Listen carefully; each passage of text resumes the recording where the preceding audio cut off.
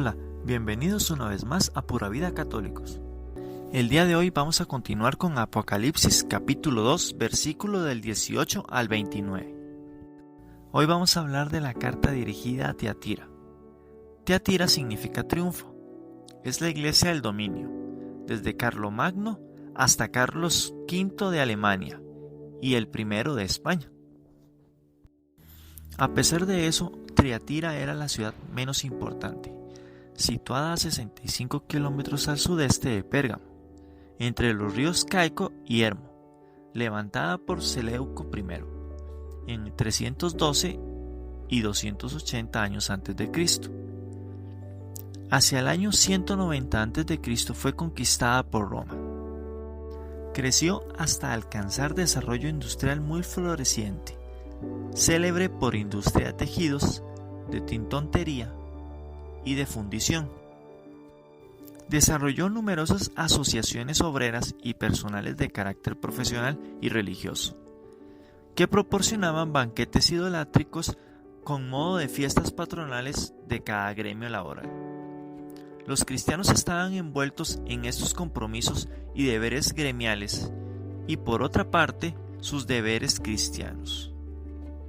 El peligro para los cristianos residía en el ocultismo, que es la magia y la hechicería, y en la inmoralidad reinante en todo el mundo pagano. Se desconoce cómo se dio el desarrollo del cristianismo. Entre convertidos por San Pablo en Filipos estaba Lidia, originaria de Tiatira, y dedicada al comercio de la púrpura. Esta carta es la más larga de todas. El remitente es Jesucristo, el Hijo de Dios, el que tiene los ojos como llamas de fuego y los pies semejantes al bronce fundido. El título de Hijo de Dios solo se encuentra en este pasaje en el Apocalipsis. La divinidad de Cristo y su afiliación natural era una verdad fundamental del cristianismo. Jesús había muerto para afirmar esta verdad. Los ojos de Cristo son como llamas de fuego, que alude a la visión inaugural y omnisciente, aquel que goza de ciencia divina. Los antiguos creían que los ojos emitían una luz con la cual la visión era más perfecta. Jesucristo tiene un foco de luz potentísimo en sus ojos, con los cuales puede penetrar hasta lo más profundo y escondriños de las almas y los corazones. Así puede contemplar la vida de la iglesia de Tiatira y las maldades que cometen incitados por Satanás. El ocultismo es superstición, es falta de fe en el Señor. Se sabe que estas personas lo que buscaban era conocer el futuro y conocer lo oculto, o pretender saber la voluntad de Dios. Con solo eso se sabía que ellos no estaban apoyando, ni siquiera tenían el Espíritu Santo. Los pies de Cristo son semejantes al bronce fundido. Como ya se dijo en el Apocalipsis, se designa un metal muy duro y simboliza la acción de Cristo pisoteando y deshaciendo a sus enemigos y toda clase de maldad que se pueda cometer en este mundo.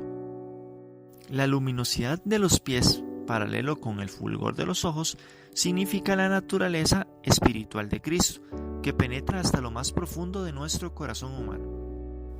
Ahora vamos a seguir con el juicio. Dice el Señor: conozco tus obras, tu amor, tu fe, tu servicio y tu constancia. Sé también que tus últimas obras son más abundantes que las primeras.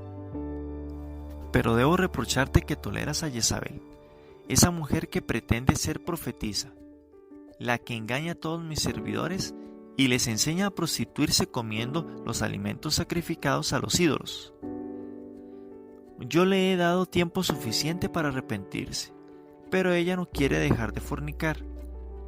Por eso la arrojaré en un lecho de dolor y someteré a sus compañeros de adulterio a una prueba terrible si no se quieren arrepentir, y haré morir a sus hijos.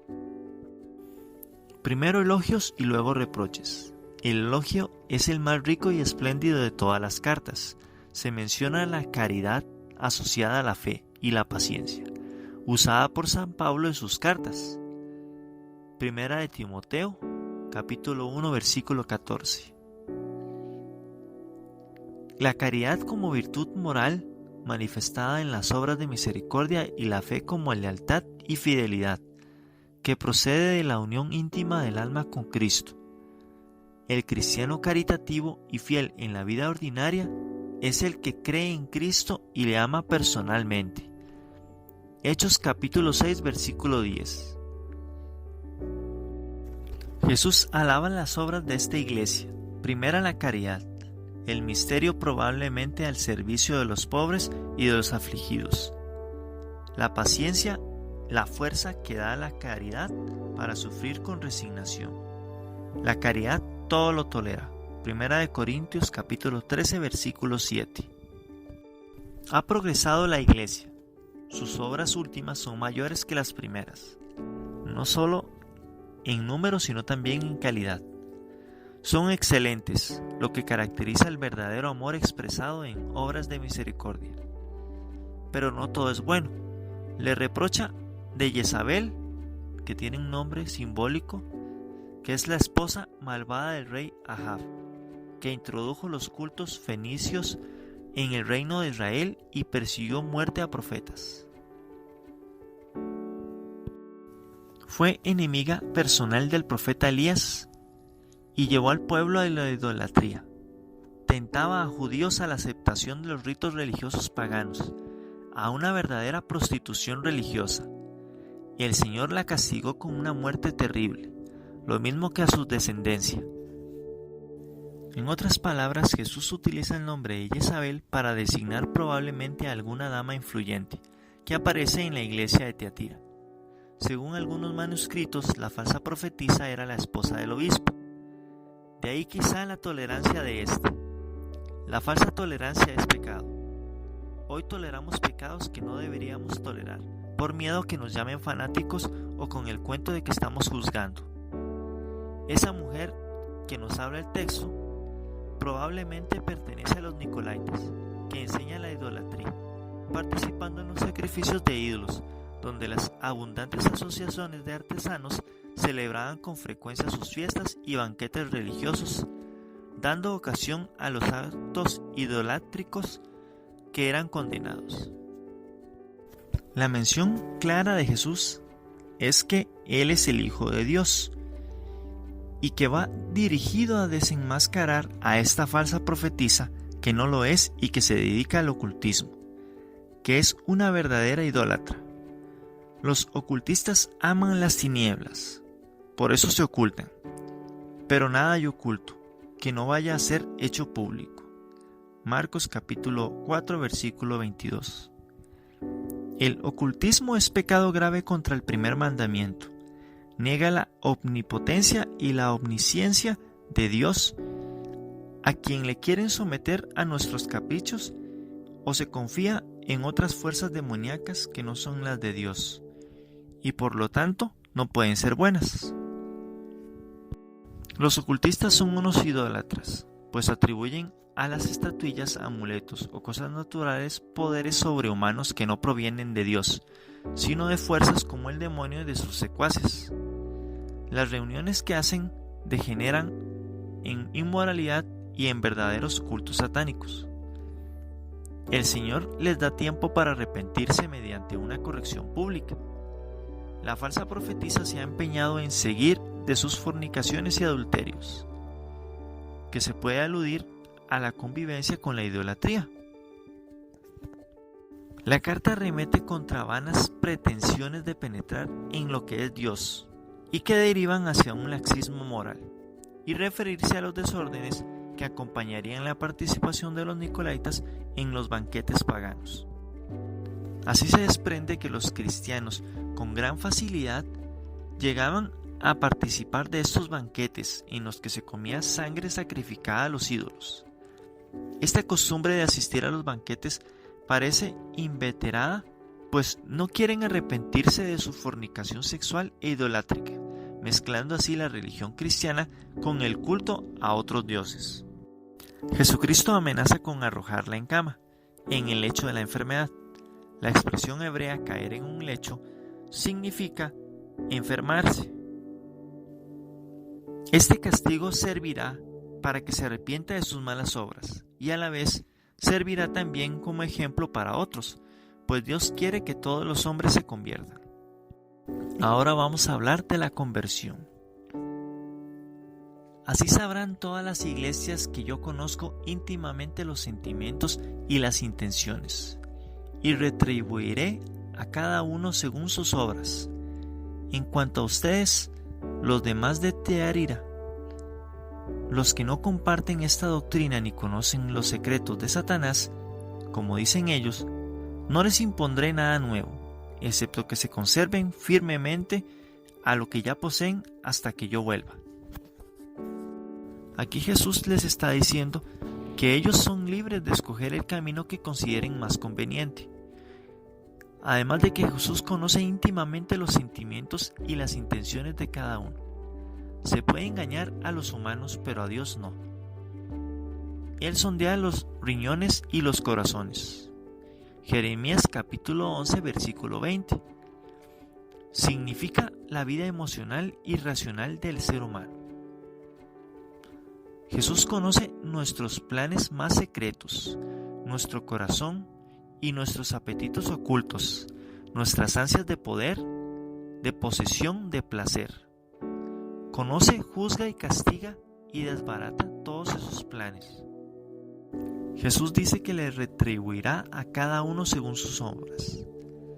Además, le dio un tiempo de misericordia en caso de que la iglesia de Tiatira quisiera convertirse. Pero si no lo aprovecha, vendrá sin remedio el castigo. Debe haber un arrepentimiento y conversión para obtener la misericordia. A los fieles a la verdadera doctrina y se han mantenido fieles contraponen la condena. Los secretos de Satanás parecen designar el sistema doctrinal nicolaita y el ocultismo, quienes enseñaban errores doctrinales, unidos a cierto libertinaje moral, que les llevaba a separarse de la doctrina recibida por los apóstoles. Consideraban esta doctrina apostólica como un peso insoportable. San Juan les dice que la única carga que Cristo impone a los fieles es la de conservar la fe en Él, absteniéndose de toda participación de las ceremonias idolátricas, especialmente en los banquetes sagrados. Los secretos profundos de Satanás se refieren a conocimientos ocultos, comunicados únicamente a los adeptos del grupo que seguía tales enseñanzas. Las profundidades de Satanás hoy. En nuestras comunidades vemos personas profetizas y curanderas que desvían a nuestros pueblos. El conocimiento de la pornografía, la lujuria, actos que pervierten las mentes de los niños y de los jóvenes, la ideología de género. Los hombres y las mujeres se ahogan en el mar mundano de aberraciones sexuales, depravación sexual, hedonismo, relaciones homosexuales y lésbicas. Cifras en Romanos capítulo 1, versículo 26-28. La cultura de la muerte, el aborto, las pastillas de emergencia, la fecundación in vitro, la eutanasia, entre otros. Como ya vimos nosotros, Jesús juzga y condena. A consecuencia de estas actitudes, se presentan las enfermedades de transmisión sexual, entre ellas el VIH. Ahora vamos a hablar de la promesa. Al vencedor, al que permanezca fiel hasta el final, le daré autoridad sobre las naciones. Él las regirá con un cetro de hierro, y las destrozará como a un vaso de arcilla, con el mismo poder que yo recibí del Padre, y también le daré la estrella de la mañana. Los cristianos fieles de Tiatira han de guardar fielmente la doctrina apostólica hasta que Cristo venga. Al que venza y persevere hasta el final de las obras de fe y caridad, se le dará un premio singular, que será el dominio sobre las naciones. Cifra en Salmo capítulo 2, versículo 9. San Juan insiste frecuentemente sobre el dominio absoluto de Cristo victorioso sobre todas las criaturas.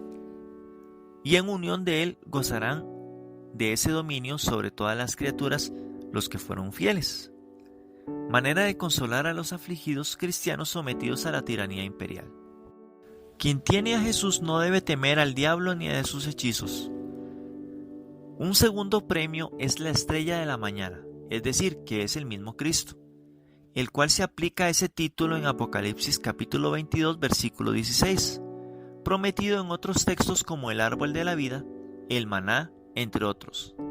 Por eso la iglesia, en cuanto participan de esta luz que es Cristo, yo soy la luz del mundo, Juan capítulo 8, versículo 12, son representadas por candeleros y sus ángeles son estrellas.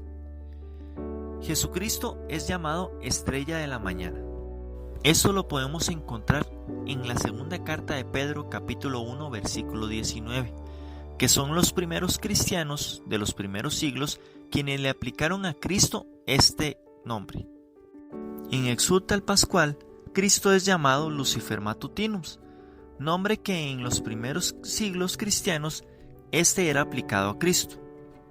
Es a partir de la Edad Media que se comenzó a dar a Satanás el título de Lucifer, a causa de la aplicación que se le hizo del texto de Isaías, capítulo 14, versículo del 12 al 15, en donde el rey de Babilonia, símbolo de Satanás, es llamado Lucifer o estrella de la mañana. Es posible que San Juan nos hable de Cristo como estrella de la mañana, como astro resplandeciente para oponerlo al culto al sol, que era adorado en Tiatira como un dios. Ahora vamos a hablar de la escucha. El que tenga oídos, oiga lo que el Espíritu le dice a las iglesias. Aquí habla el Espíritu Santo, el inspirador de los profetas. Él es el Espíritu de Cristo el que habla, que conoce el corazón de los hombres y valora sus acciones para reprender y corregir. El que tenga oídos es llamado a obedecer. En hebreo no hay palabra propia para designar la obediencia. Escuchar a alguien significa obedecerle. En latín, obediencia significa el que escucha, que busca provocar una actitud interna de respuesta. Y con eso terminamos el video de hoy. Si les gustó, denle me gusta, activen la campanita para recibir todas las notificaciones y nos vemos en el próximo video.